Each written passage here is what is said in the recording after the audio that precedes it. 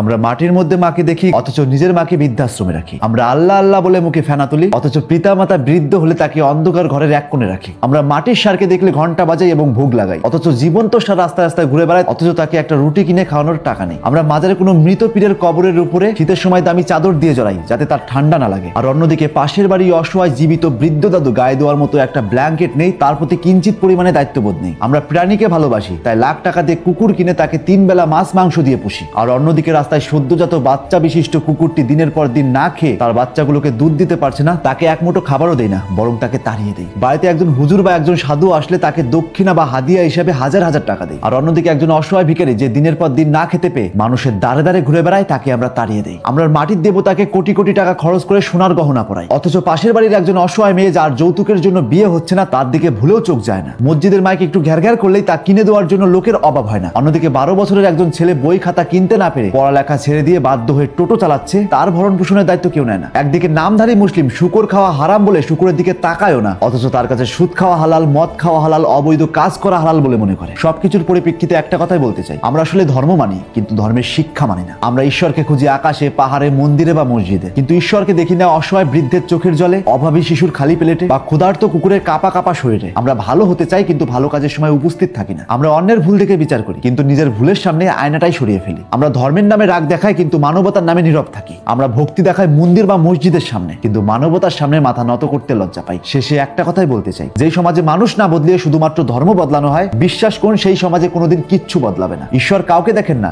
ঈশ্বর শুধু মানুষের হৃদয় দেখেন। আর যতদিন আমরা হৃদয় বন্ধ করে রাখবো ততদিন শুধু আমাদের সমাজ বড় হবে কিন্তু ভালো হবে না। তাই আজ থেকে চোখ খুলুন আর এরকম ইন্টারেস্টিং ভিডিও প্রতিনিয়ত পাওয়ার জন্য তাপস এক্সপ্লোরার পেজটিতে ফলো দিয়ে রাখুন।